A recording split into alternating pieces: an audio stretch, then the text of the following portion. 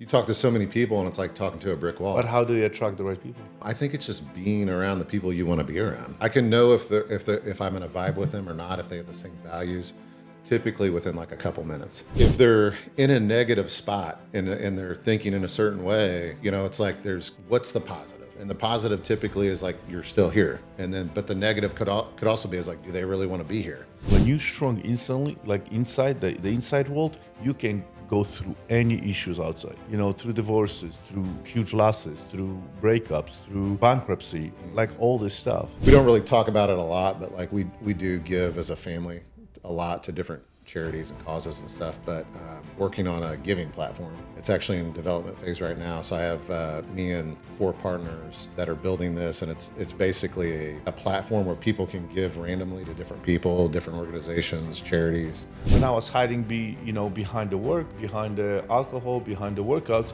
was always something. And when I have to kind of figure out, like sober up without anything, it was like, shit, I have all those pains. Mm-hmm. Welcome to Mastering the Inner and Outer Wealth with your host, Jarek Tadla, where we dive deep into the art of building freedom from the inside out. Together, we'll uncover practical strategies, real-life success stories, and expert insights to help you master your inner wealth and create the life you've always wanted. So let's get started.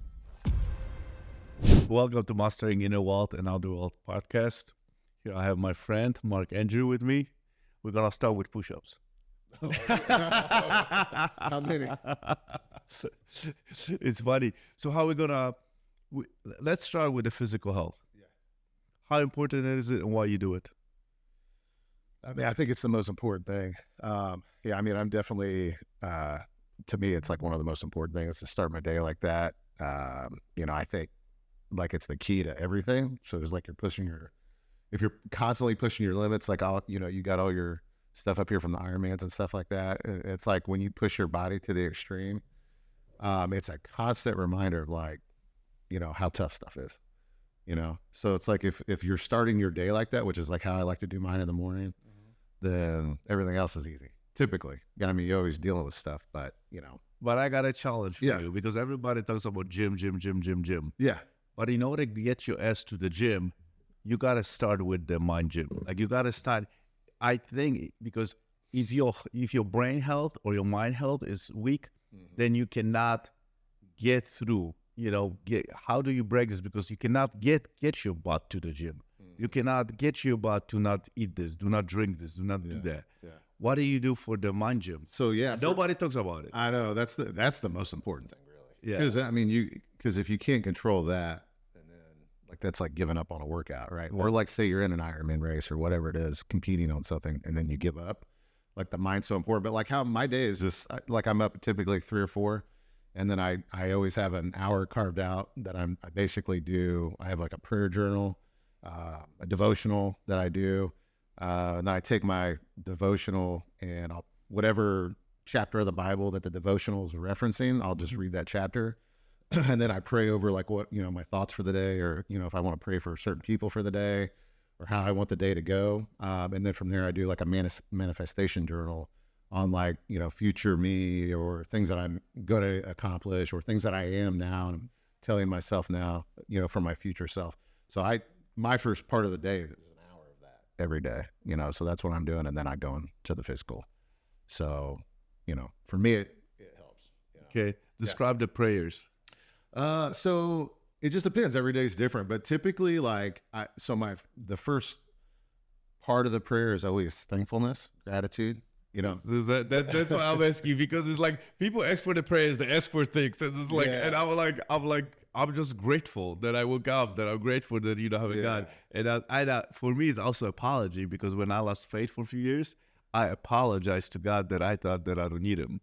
So it's like for years right now, that's my first like prayer. It's like, I apologize that I was the douchebag that I thought that I blame you for stuff, and I thought that I don't need you. You know what I mean? Yeah. So that's good. Thank you said that, because it's like people like prayer is like, no, we don't ask for shit. Like, and that's the thing is like, heck, half the time in my journal, I don't even get to ask for anything, but like I constantly try to pray through the day too. Cause I know like, obviously if you read the Bible, like it talks about asking for things, but the most important thing is the gratitude, So again, like I'm thankful I woke up. I'm thankful I'm, in better shape than I was the day before. Thankful I woke up next to my wife. My kids are healthy. We live the way we live. We have the time we have. So, I mean, I'm always aware of what's happening in life. And even if it's tough, like even if you're going through something, I'm always thankful for that I get to see it now versus later on when it could be worse, So it's just kind of those kind of things, always being thankful, gratitude. So, but obviously, I mean, if you're starting your day like that too. No, and it's funny that also with the gratitude, until I have the ski accident, I never thank my body. Yeah. Never. It's like, I thought it was given. Yeah. That my body, that I have legs, that I have hands, and that almost was my legs. So I was like, now I'm like, it's funny. I'm 46 years old, and now I realize that we're not entitled even to our body. Because how many people are born without, without legs or hands or arms or, go through, a lot of accidents, stuff like that. So I'm like even thinking my heart that is beating, and and it really is like, holy shit, I won. Yeah. And it's freaking 4 o'clock in the morning. Yeah. I'm the winner. Yeah, absolutely. Well, yeah, that or even outside of an injury. I mean, you could trip and fall and have a broken leg now for the next 6 months and it'd be catastrophic to business or life or whatever. So yeah, I agree for sure. So then what are you going from there after that typically I just start like doing some work stuff, whatever business is that day or whatever I need to knock out. I'm typically like writing down my next day the night before, so just like important tasks that I need to get done. So like once the workout's done, well, I'm back up. I do the workout, and then now we're real big on the sauna. So I'm in the sauna every day, red light therapy every day. And I love that. It's like, I don't know, I'm almost addicted to it. But, and then going into knocking some business stuff out. I try to do that before the family wakes up. And then once they wake up, we're typically doing breakfast, together, and then go through the rest of the day. When did it started? What's that? When did it started? Which part? How long ago? The old routine and everything. It's kind of evolved. Okay. Like it always is evolving, and it could get better. Like I love the fact like you don't eat sugar. We were just talking about that. Where it's like it's just a progression of things, but like I eat pretty good, but I still sugar here and there. But the routine's the same. It's just progress. So for me, sugar. Oh, it's terrible, dude. It's terrible. Yeah. Like seriously, like quit drinking drugs, like like the bullshit food. It wasn't hard at all. I was like, I'm not doing it. That's it. I'm done. Yeah. Sugar, dude, it's like like alcoholic could not go to the bar. Like I never have a problem. I can go to the bar. I just don't drink. Perfect. Mm-hmm. Like I don't drink. It doesn't serve me. I'm not doing it. Yeah. With sugar, I could not be like I could not go for the coffee to the coffee shops. They thought like when I see the desserts, I see the pastries. I was like, shit. Yeah. Or somebody ate like after dinner desserts. I'm like I got a phone call. Yeah. Like I could not even watch. Like it's our body. It's sugar is so addictive that we don't realize. Yeah. But it was the hardest thing I quit. I think it's like they say it's harder than quitting drugs, quitting smoking, like smoking cigarettes if you smoke, whatever. But drinking too, it's supposed to be harder than that. Which I mean I fully think that because like I don't drink, I don't smoke. When did you quit drinking? It's been like 2 years ago. So what I think it's been almost 2 years. I don't know. I just decided it wasn't serving me. Like I have this. This is like people don't drink now. It's funny. I just had another podcast with Mark, and it's like it's like a new thing. Like 1980s, like everybody like they were smoking and everybody quit smoking. Yeah. And I was like everybody I talked to is like nobody drinks. It's funny like wherever we surround ourselves, like you were here the Polish party. Yeah. You were here at Christmas party. Mm-hmm. At the Christmas party. I mean, like freaking 260 people and nobody drank. Yeah. There is only a few people.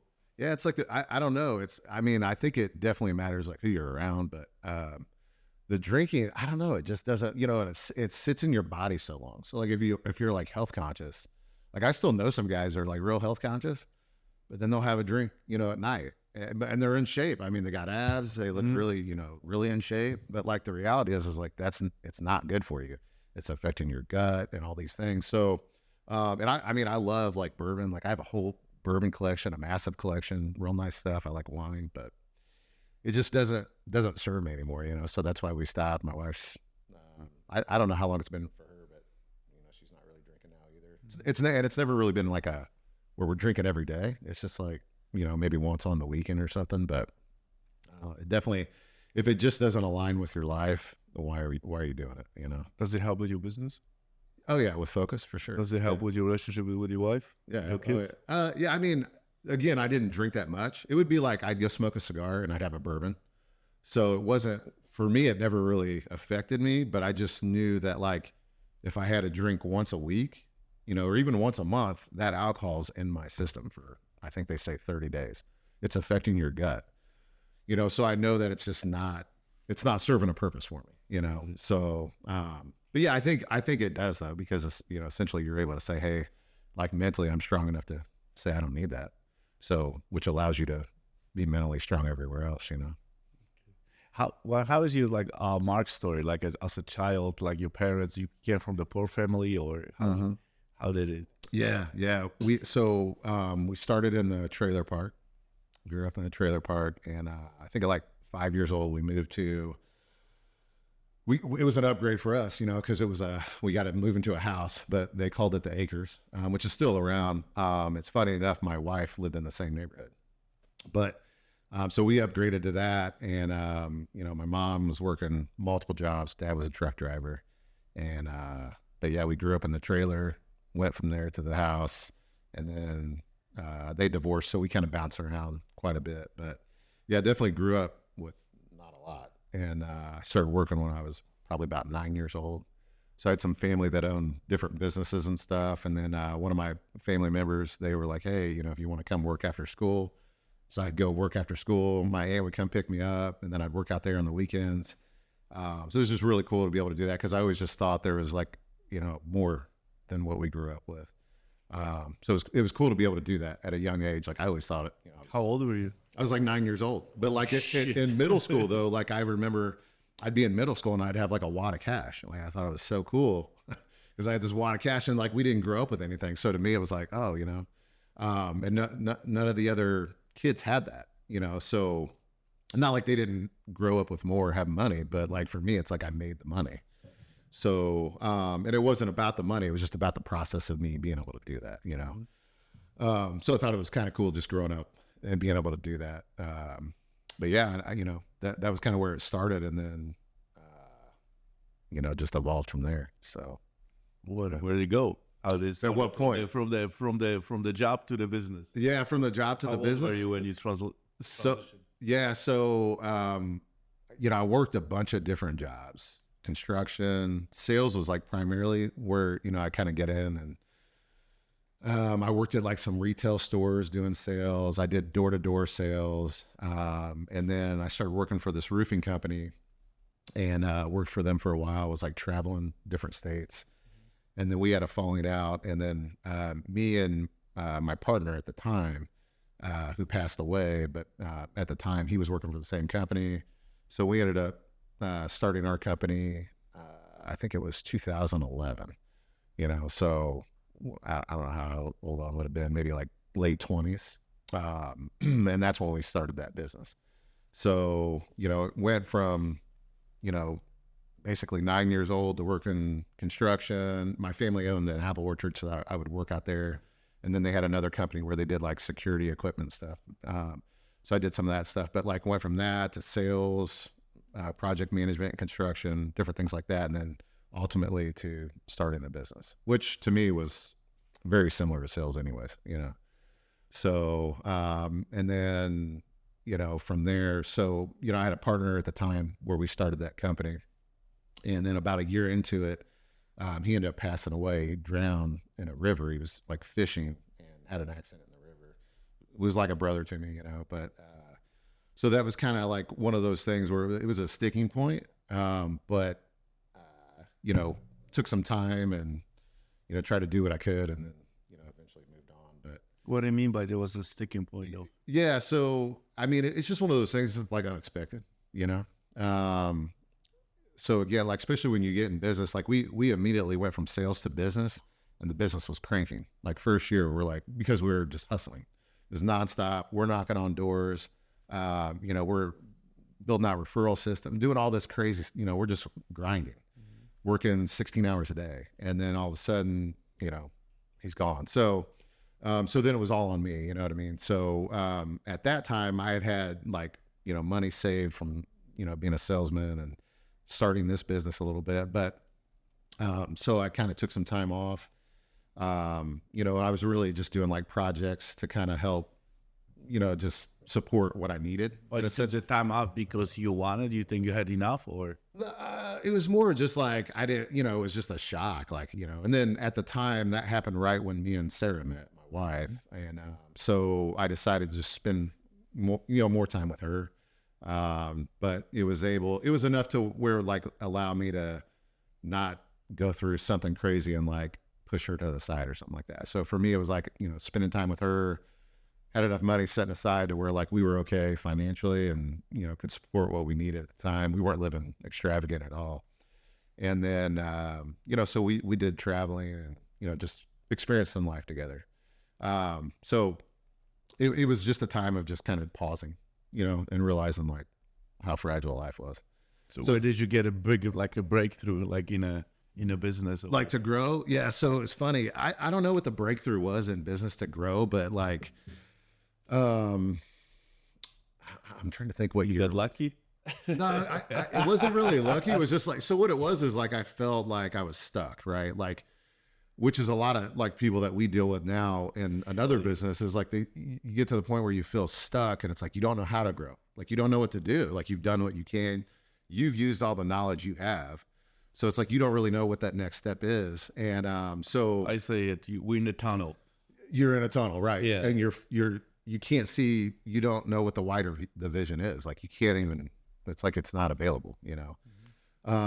So I hired my first ever coach, which was a disaster, but you know, it allowed me to learn, some things I didn't know and then see a vision that I didn't understand. Cause I've always had a vision of like wanting more. I've always had things that have goals that I want, but never knew how to like reach those, you know? So, but yeah, I want to say maybe like 8 years ago or something like that. I hired a coach and that helped. And then I hired another coach and then another, you know, which weren't even coaches at that point, but it opened my mind to like, I could do whatever I wanted to do. That was kind of what happened, really. It was almost like a click in my mind as like, okay, like this guy's doing it, so I could definitely do it, you know? I always tell people, like, people ask me like, what should I do? Like, I don't know what to do. What should I do? I'm like, go invest in yourself, man. And just find it. And what happened that now you don't even need to invest any money. You can have a lot of stuff on the social media. You have access to all the stuff. You're scrolling anyway. How do you know that you find the right coach though? Well, I don't think I found the right coach until like really with Mark, who's just here. Yeah. So, and I wouldn't even call him a coach. Like, you know, now he's like a great friend, like we're business partners and, but more of a mentor. But that's the moment where it clicked of like, okay, he's already doing what I want to do. Like he's already, you know, he's whatever time he needs, like he takes. Like if it's family time, he takes it. You know, if it's like he doesn't want to join this business venture, he doesn't do it. And, you know, so at the time when I came to Mark, it was sort of a mutual introduction, but mutual person that we knew. You know, I was to the point where it's like, man, I got all these things coming at me, like different people want to do different businesses together. They want me to invest here, invest there. And, you know, just getting pulled in 20 different directions, you know? And so, and then I didn't even know who Mark was. And my buddy's just like, oh, you got to talk to this guy. He's got a group. So when I talked to him and then kind of realized what he was doing and then, you know, able to take time with his family and do whatever he really wanted to do, I'm like, oh, okay, that's like my vision. You know, that's what I want to do. So, because even at the time when I think I had just had my first daughter, it was super important, you know, to make sure I had that time with the family and that like I was going to be around and not like glued to business completely to where I missed them growing up, you know? So, but I think, yeah, Mark he's definitely an impact, you know, for sure. So, but I was like, people like you just said here, the conversation, they stuck, they in the tunnel.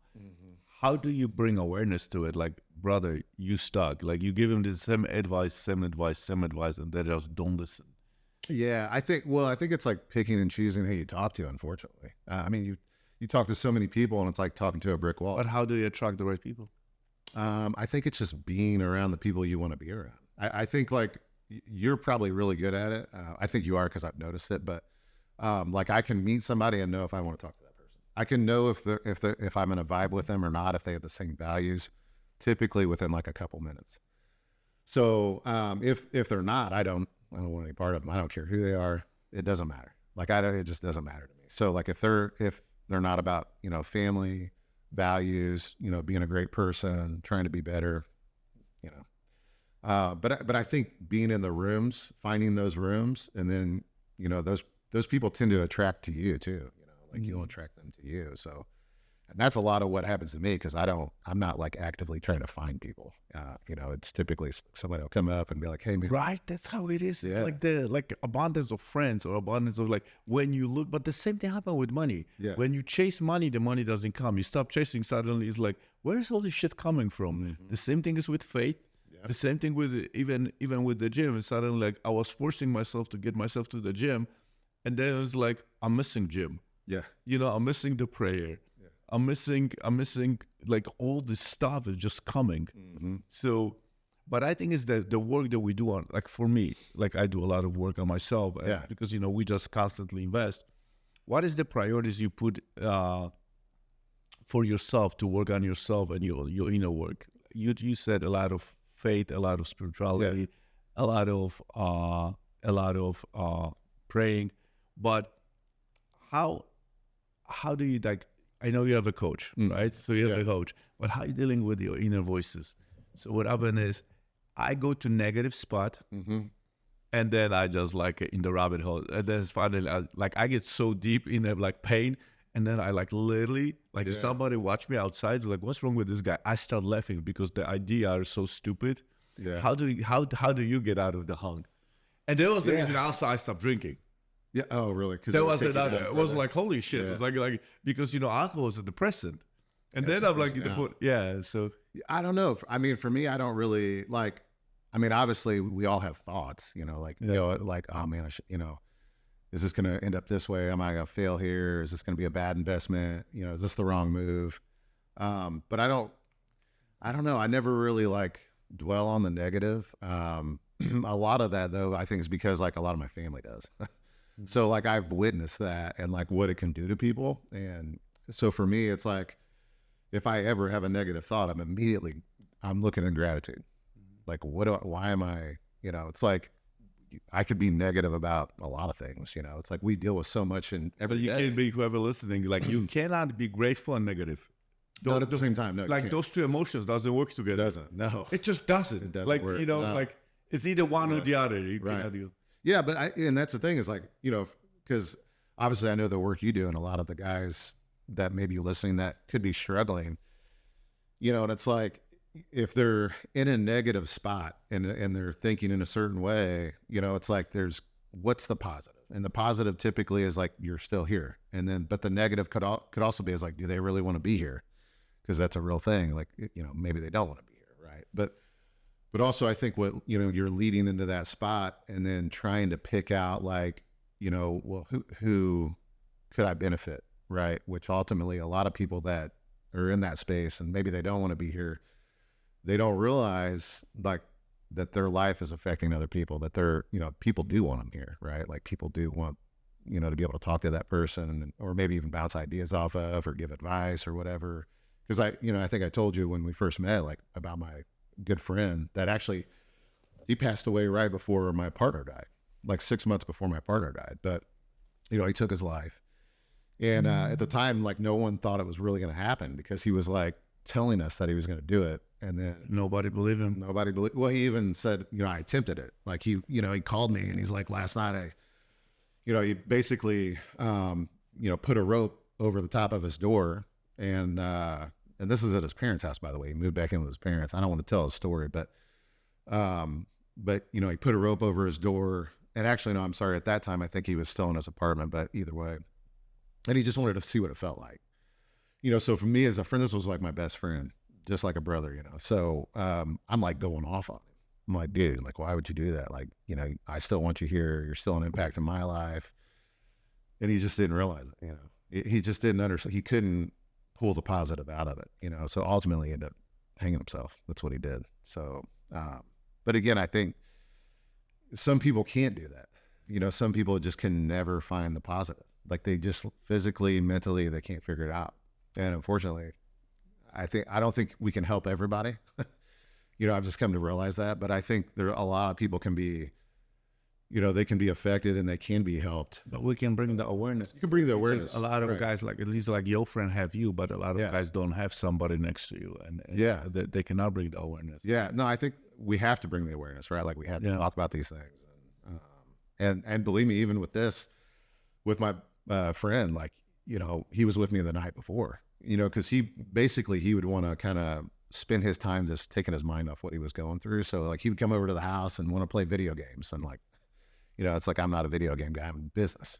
But it's like, hey, we're sitting here playing PlayStation. You know, I'm late 20s, or I may even been, you know, 30 years old at that point, playing PlayStation with him just to kind of help him get through the things, because I knew he wanted to do it. But, you know, and that talk after talk after talk, you know, and a lot of other people talked to him, and at the end of it, it just didn't matter, you know. So not saying that there wasn't a purpose behind that, because I still think there was, but he was just ready to go. You know, it's sad. So, and some people get to that point, unfortunately. But I think bringing the awareness and trying, like you know, there should always be an effort behind it, you know. So, because a lot of guys that go through that, they don't know. Most of them don't know that there's someone there. We don't know what we don't know. Yeah, exactly. That's the problem. And then we don't know how to ask the question. Mm-hmm. So how do you ask the question? So sometimes like we have to guide, like, you know, you can bring him to the water, you cannot force him to drink it. So, well, and ultimately too, like, again, it's, you know, it's trying to break down somebody to understand that like there's still people that care about them, right? Or like, if you leave, how does it affect this person? And then do you care about that person more than you care about yourself? And most of the time people do, you know. So yeah, I mean, I look back at it now and I probably would have said things differently, you know, but, you know, I think just kind of trying to break people down that are at that point. I don't deal with a lot of people at that point now. But I've definitely run across people that are probably on the verge of that, you know? Yeah. Well, for me, it was like, if I got myself so successful, so many years, but the down spiral was like literally like a few days, and it would not stop. And I couldn't believe it, because I'm a positive. Like I found the most positive things in the most negative shit. And that was always my mindset. And then I just realized the strong mindset that I developed for so many years, it served me in the downhill. Yeah. And it wasn't a downhill, it was like a one big drop. You know what I mean? So how do you sharpen your edge? Like, how do you sharpen your mindset so you make sure that you always focus? Because, you know, when we focus, because you know, like when we focus, we find a way. Yeah. How do you stay focused? Well, I read a lot. You know, I read definitely the Bible because I feel like God teaches us everything. The best book. Yeah, absolutely. But I feel like God is teaching us everything that we need in that book, you know, which is what the book says, right? So, but that's probably the main thing. And then, you know, outside of that, I just try to stay out of any situation that would, you know, either bring a temptation or be in a spot that I didn't want to be in. Because I think that alone is mentally strengthening your mind. Like if you can say, hey, like, I'm not going to do that, but most people would do that, you know, and then it's not really a challenge, but like you're basically telling yourself like, hey, I'm stronger, you know, than you're trying to make me to be. Right. But I think that, and then I always think of like with men, you know, I think I always look at it as like duty, in a sense. At least that's my belief, is like, we have the code. We have the code. Nobody talks about it. Yeah. You know what? It's when I got divorced, my friend showed up and I'm like, why are you here? Yeah. I was like, and he goes like, it's our code. I'm like, what do you mean? What code? Yeah. He goes like, well, I got divorced a few years ago. It's a code. I got to help you. Like, what are you talking about? There's no such a thing. It's like, yeah, it is, man. Yeah. We're here for each other.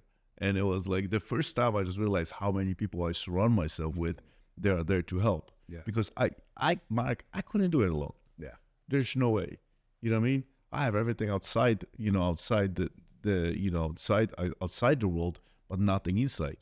And I just realized actually lately, I was with the Edge Brotherhood was like last weekend I was with Zenit, that when you strong instantly, like inside the inside world, you can go through any issues outside, through divorces, through huge losses, through breakups, through, bankruptcy, like all this stuff. So do you have like a core group of guys that that reach out to you, or that like your circle of guys that like support you in these things, or how does that work? I'm part of a lot of masterminds, and it's a lot of stuff that I learn because we learn from other people, because what happened is suddenly somebody telling you the story, it's just you connect, because we don't see inside. It took me years through meditation to step out of my body and advise myself. Now I can truly step out and just give my advices, but not from the broken child or the person that is going through the hardship. It's truly I can go inside and have zero emotional attachment. But when you have friends around you, it doesn't hurt them, because we tell our own stories. And we have friends around you and kind of like, I'm going through this. So that's why I want to be part of it. But I'm a junkie, man. I invest in myself. I surround myself with people. I pay for all those masterminds. I just want to be part of it. Now I want to create my own mastermind. Oh yeah. And that's, I think, and this is what is a good thing about it, because I'm still in the process, because it's it's been only 4 years since I tried to kill myself. I'm new in it, so I can be in it and learn all this stuff.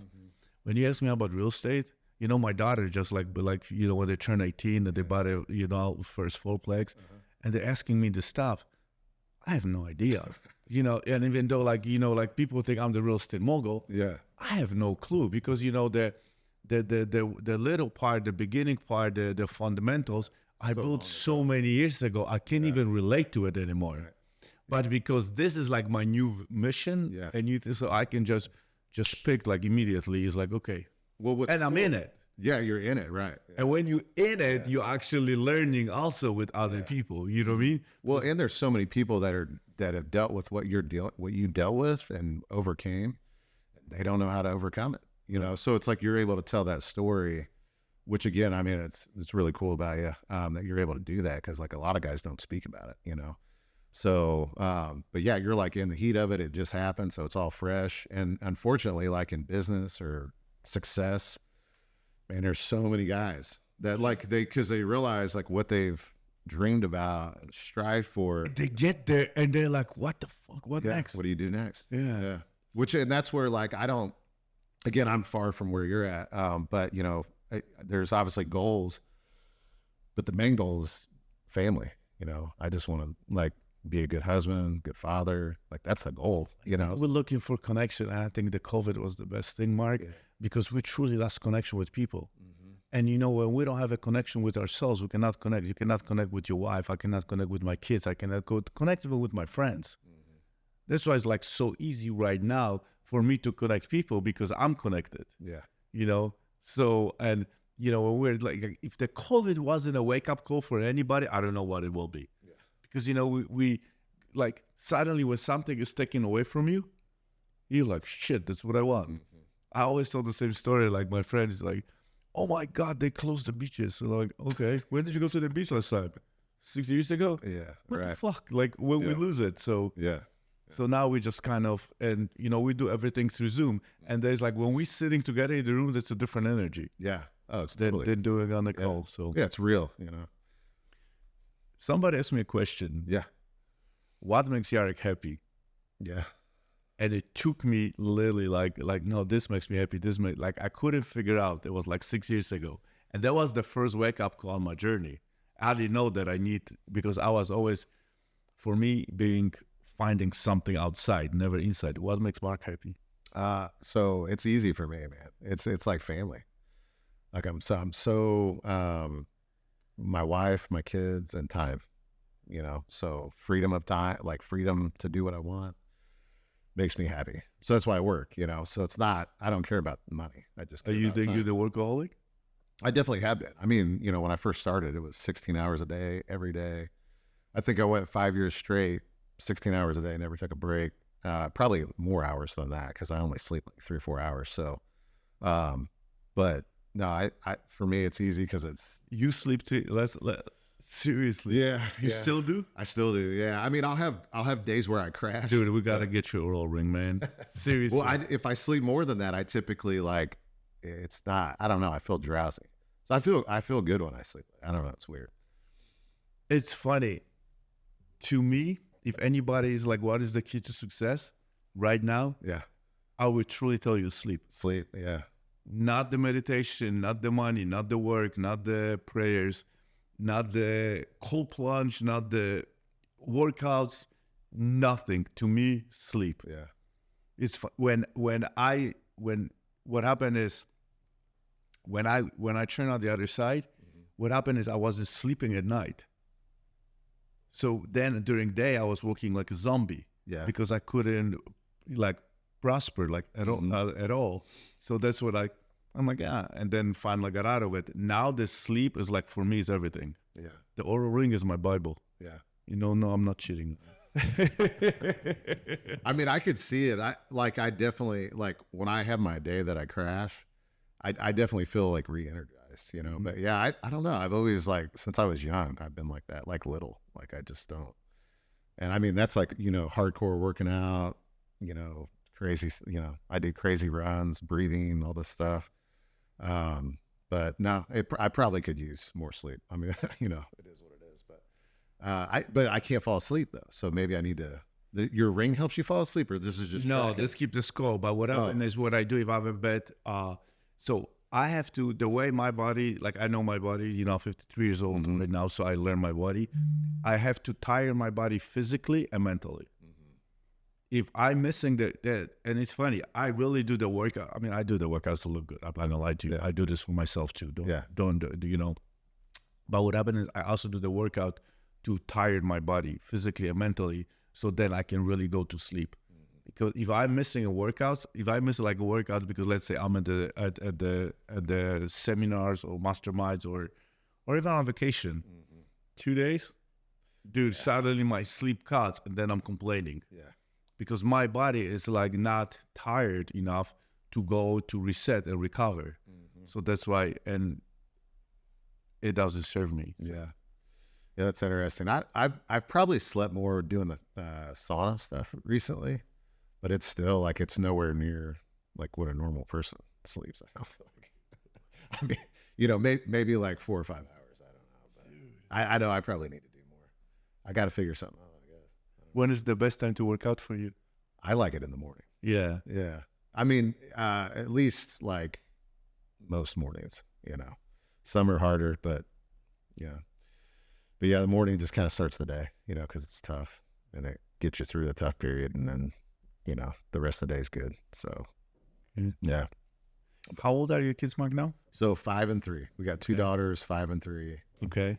And I think that's it for now. I would have another one, but I don't think my wife wants to. So, but I just turned 42. So, and she's turning 41 this year. So we kind of started a little late, you know, but it's good though. I mean, we love them. I mean, that time with them is great. And I think when we talk about like the family and stuff, it's like, I appreciate it now more. If I was 30 years old and had kids, it probably wouldn't have been great because I would have been in grind mode, you know? And so I am thankful that like we waited, and we tried for 2.5 years to have our first one. And then ultimately, you know, found a holistic lady that helped Sarah get pregnant. But yeah, if we would have had him when I was 30 years old, I was like grind mode to the core, man, you know? So, I'm thankful that we didn't have him early on. I have a lot deeper connection with my younger ones than with the older ones. Do you really? Yeah, because the younger ones I have when I was 31 and 33. So, and then I was still in the grind mode. And then when I was like, okay, I'm done. I retire like third, fourth time. I'm done. I'm not doing it anymore. And I asked my wife, it's like, can we have a kid? Because like I missed like all the, like, you know, with the crawling, the walking, the playing, the sitting, the like everything, like absolutely everything. I'm like, yeah. So I'm like, now I want to be the father, right? So then I have two more kids. Yeah. So I have like, she goes like, yeah, if we have it, we got to have 2 more. Yeah. So but then what happened is, again, 3 years, yeah, I watch how they walk, how they crawl, how they do everything. And guess what I did again? Same thing. Out of retirement, you know what I mean? Yeah. Because I always forget about me. I never serve myself. I was serving everybody else. I never served myself. So I was constantly looking for validations. But instead of finding them in myself, I was looking for the outside world. Yeah. So what's your rhythm now? Like what's your day where you're able to keep all that together? Well, the older ones, the older ones are already like in a college, they're 18 years old and 21 years old. They're already, outside. And the younger ones, I have my kids on Monday, so we switch every Monday. So, but I'm a lot more present. It's funny. I tell my guys, my friends, everybody who is still married and have kids, I'm like, the best advice I can give you, give yourself and give your wife break, but true break. Don't co-parent 24/7. Take yourself off sometimes and take your wife off. What happened is I'm 120% more present father when my week is on, and then I take a week off. Okay. If I did this during the marriage, it would, I would have a lot more connection with the kids. But the problem is I didn't know that I need to connect it with my kids. I realized that when we got divorced, I was the stereotype Polish guy or like Italian guy, the European. It's like, I provide, you got everything, and then you do all the shit around the kids. And I realized how much I lost when we got divorced. Suddenly I have to become father and mother. And it's like, my kids is like, well, now you want to talk like you? I'm like, I didn't even know how to talk to them. Yeah. I have 2 girls at that time, they were like 14 and 16. I don't even know how to spend time with them. I never, because it was like they were coming to me if they need something. Yeah. And, I don't have time. They were coming. I'm on the call, or I just run 100 miles, ride 100 miles. I was always tired. Yeah. And the kids, believe me, you have a little ones, their love is like they want your time. They don't care about it. Yeah. They don't care about the money. They don't care about the car. They don't care about the vacation. They don't care about anything. They only want a time with you. But I'm like, my first wife said, it's like, yeah, bullshit. You'll have, you want me, but we have all the money. Yeah. Then the second wife, then the kids walk away. And then the third one, Jessica, says the same thing. I'm like, holy shit, I got to wake up, man. Finally realize it, yeah. That's good. I definitely see that. I'm just obviously a newer father compared. And, but yeah, at the time, it's huge. And I think, I don't know, I still fall victim to that sometimes of where like you're in work mode, or maybe it's just something important, right? That you have to get done. So but it's being aware of that, because I think a lot of people aren't. Yeah. No, hell no. No, we go through the process, and sometimes we're ready to, we feel that we are not happy and we just move on. What is next for Mark? So, there's a lot of things that's next. Business-wise, there's a couple of big things that we're working on. Obviously, we just launched the IV company, which is doing good. But we have I'm pretty sure we've talked about it, but I'm real big on giving. We try to give a lot. I just did a buddy's podcast, and we had this whole discussion on it. We don't really talk about it a lot, but like we do give as a family a lot to different charities and causes and stuff. But working on a giving platform. It's actually in development phase right now. So I have me and 4 partners that are building this, and it's basically a platform where people can give randomly to different people, different organizations, charities. So I'm really excited about that, and we'll probably we're probably going to do a capital raise on that. It's a big project, but we're like, I don't know, maybe 4 or 5 months away from that. Maybe 3 months. We'll see. But excited about that, and then. Just have IV stuff going, peptide stuff going, health stuff. I don't know. Well, yeah. We're huge on longevity, and I know you are. So yeah. How long do you think you're gonna live? I don't know, man. If I'm healthy, I want to live for a while. But like, it's one of those things where like if you don't enjoy life, maybe it's not the greatest thing. But why IVs? Why did you? I just think it's like being preventative. And like we don't go to the doctor, like we never go to the doctor, haven't been in forever. I think it's a way to where like you're helping your body heal itself, and you're getting vitamins that are unfortunately taking a lot of, you know, they're not in our food anymore. So what we're being fed, obviously, you know this, but it's like, you know, the food that most people have available to them, it doesn't have the nutrients we need, you know. So the IVs, the therapy of that, that's a way that we can kind of help, you know, minimize like not getting, you know, the proper nutrition. It's like this is a way where you can actually like help, you know, your body heal if you're sick. You know, a lot of people use it for hangover therapy. Dude, I'm telling you, I think that's why I drank a little bit longer, because what happened is the IV, I was telling my, you know, Sam, you know, a very good friend of mine, Liquavida. Yep. And I'm like, Sam, this was a gift and a curse. Yeah. Because what happened is, it doesn't matter how horrible my weekend was. I knew now Monday morning, I just get, you know, you guys come over, you get an IV, you got this. By noon, I can go back in the pool, I can go back the ride, and, you know, I was back on you know, on the go. Right. So this was, the IV was a gift and a curse. And also I started doing IVs because, you know, I was taking like so many supplements, like you know, vitamins, all this stuff. And number one, when I took all of this stuff, I did not feel good. And then your body also just disposes, like most of it, like, flushing it. With the IV, I felt like enormously. And I measured, because I was doing the Ironmans. So I was measuring myself. So I really knew they work. Okay. Yeah. Because like when you train and you see the time, because, you know, when I run, bike and swim, you know, so I saw the time. So like, to me, it's like, like this was like everything. Yeah. Well, and it's, you know, when it's flushing through your body, it's hard on your organs too. Like taking all those supplements, I used to take like 60 pills a day back when I was bodybuilding, you know, different branched chain amino acids, all this stuff going through your body. It's hard on your liver, hard on your kidneys. So the IVs is a way to kind of bypass that. And honestly, like being able to take that, you know, and bring awareness to people that, like, you know, maybe they might be sick all the time. You know, maybe they're in a hospital, they're exposed to sickness all the time. They're always getting the flu. They're always getting something. And it's like, you know, this is a way where like it can minimize that, because you're actually getting the vitamins and nutrition that you need, where like if you're in that environment, plus you're not eating healthy, you know, and you're not working out because you're working 12 hours a day, you know, and then you don't, your body's not getting what it needs. So it's a way, you know, that just kind of, in my opinion, it's another way to like serve, right? Because, you know, if we're able to build a business and then be able to serve at the same time, which I feel like that is, because it's just bringing another way to be healthy. It's a really cool thing to do, is kind of pairing those things together. So, but it's funny talking about the Ironmans. And so me and my wife, we did triathlons.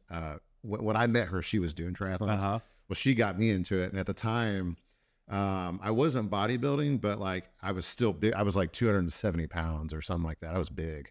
And she's like, well, you ought to do a triathlon. So I remember doing my first one. I got down to like 250, and I would compete in the Clydesdale, you know, division. And I thought I was going to die. You know, I did like a sprint and thought I was going to die, but ultimately I probably did like, I think I did maybe like 15 or 20 triathlons total. Nice. Yeah. But I compete normally like 225. I was typically like the biggest guy out there. But you talk about hard. I mean, that's just like, that's another level. Like doing Ironmans. I never did an Ironman, but that's totally different. Like, but I gotta tell you, you know, even though I was like, when I was doing spread Olympics, I was winning a lot of them, and I never liked them. Yeah, because it's just shorter. Because what happened is you gotta go all in. Yeah, there's no break. And I remember my coach asked me once, like, Jarek, why you like those Ironman? Like, why you like them so much? Why are you doing so many of them? I'm like, Marcelo, this is the only thing in life you can do 70% and be successful. And he goes like, you're a weirdo, man. It's like, because on like the shorter ones, you have to go all in. Yeah. Never, you know, it never stops. Pushing yourself, yeah. But also, just for me, I was doing the Ironman, again, to get validation. And also, I have so much unresolved trauma in me. So what happened, at that time, I have no awareness of it at all. So what happened is the physical fitness, the endurance, was bigger than the emotional fitness. So it's kind of like I was pushing this stuff under carpet, and I didn't realize how bad I am until, you know, I have the ski accident, and I'm like, now even like this got taken away from me. Yeah, and I have to actually have a talk with myself Yeah. It's like, what do we do next? Yeah. And I'm like, I don't know. What do we do next? Like business-wise, no. Kids, I already have 4. You know, I mean, now I'm another athlete. It's like, how the hell I deal with this shit? Yeah. And then it's just start hitting me. Uh-huh. And it's like me. I start coaches, therapists. Like I start looking for everything. Yeah. And at the end of the day, what I need to forgive myself and start loving myself, and mostly find the people around me that can help me to pursue the purpose. Because I was like a freaking 46 years old man and I didn't know what to do. Yeah. You know, so. That's cool though, that you've like came from that and then had a realization that what you're doing now, But we could be have a the huge people, purpose. You know? but like you said, it's the people. We find the people. Yeah.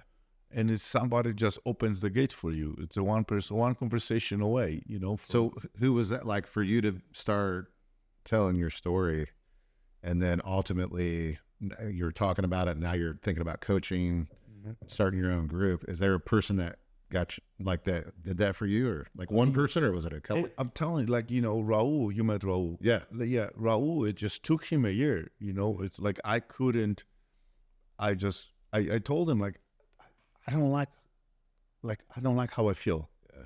But I have like no idea why I don't like what I feel. When I was hiding behind the work, behind the alcohol, behind the workouts, you know, was always something. And when I have to kind of figure out, like, sober up without anything, it was like, shit, I have all those pains. You know, Yeah. dude, 48 years man just realized that, you know, putting mask on the plane, the oxygen is more important. That I make fun of it, that like put it to yourself and then to the kids and wife. I'm like, no, my wife, my kids, everybody else first. 48 years old man, and then I'm last. And guess what? Now, if my bucket is empty, then, you know, I cannot serve anybody. Yeah. So you, in early age, realize that you're here to serve. Where do you think that came from? Because you talk a lot about serving. Yeah. I don't know. I think maybe from, I don't know, maybe from being like my parents being divorced and then just realizing, like when I had a realization that there was a different way, I guess, like, cause I just saw them struggle, you know, I mean, and when they were separated, I saw it even more, not just money wise, but like mentally, you know, even though maybe they wouldn't say that, but like I could see it. But then realizing like there was a different way. And a lot of that I had some family members that I really like attached to and would call them second parents in a sense, you know, my one aunt and uncle that I would work for, and then I have another aunt and uncle I'm really close with as well. And they own businesses, but what I saw from them is they would serve and they helped everybody. You know, my one aunt and uncle that I'm extremely close to, I mean, they've like helped everybody in our family, you know, and I just saw it growing up and they never had kids, you know? So, again, I won't tell their story, but, they couldn't have kids and, you know, but they would serve people so much. They would help anybody. They were, all I ever saw them do was help people. And I also saw them get attacked, you know, cause they had money and people always had something to say. What I saw them giving. And, when I bought my first house, I remember my aunt coming up and meeting me. I was out working. She met me there, handed me an envelope. And she's like, hey, you're the only person in our family that's never asked us for money. She's like, I want to give you this. And it was like the down payment on my house. It's crazy. So, but that kind of stuff to me, to be able to do that, you know, that's something that I enjoy. That's why you create the fund. That's why you're doing all this stuff. Yeah, absolutely. And we try to, like, we've helped a lot of people in our family. And again, I want to be able to do that. Like, I enjoy doing that. Or being the one that can do that. You know, I think that's just it's a great thing to be able to provide and be able to do those things, you know, because when we grew up, like, you know, we just didn't have a lot, you know, so it's just a different way. And I want my kids to be able to see it. So, which is another thing I learned from Mark is how he'll, which I don't know if he talked to you about this, but like we'll go to dinner or whatever. And if the kids are there, like he'll have the kids go tip, you know, they'll give them the tip. So like we started doing that with our girls and they love it. Like if we're at a restaurant and there's a live, you know, somebody playing music or playing guitar, whatever it is, my oldest daughter will literally ask if she can go give them money, you know. So it's just really cool to see that stuff, you know. But so I don't know, it's just a different way, you know, to be able to give to everybody. You know, we always tip big, and again, like, it's not like we talk about this all the time, but like, I love to be able to do that. And typically I'm putting God bless or whatever. No, It doesn't, you know, even if it's just like, you know, it could be somebody that's not their life. They don't want anything to do with God or Jesus or whatever, but, you know, we'll still put it, and just, you know, maybe they realize there's more to that, you know. So last question. yeah, What does it mean be successful to you? I think being able to help others is a huge success. You know, to me, I think, take the money out of it. I think that's one thing to be able to provide, but like, outside of that, I think just being able to have a good family life, you know. And again, to me, it's being a good father, husband. That's success. So, I mean, obviously the money's great and it allows time, which is part of that. But I think the biggest thing is just being able to be, you know, where your wife looks at you and is happy and appreciates you, and same thing with your kids, you know. So, Well, God bless you, brother. Wish you a lot of success. I want your success as well. So, you know, sending good energy to anybody who's listening. Yeah. And it's like, God bless. yeah, you too, man. Appreciate you, it. brother. Thanks, brother. Thank you for listening. Leave your comments and subscribe for more insights on mastering the inner and outer wealth.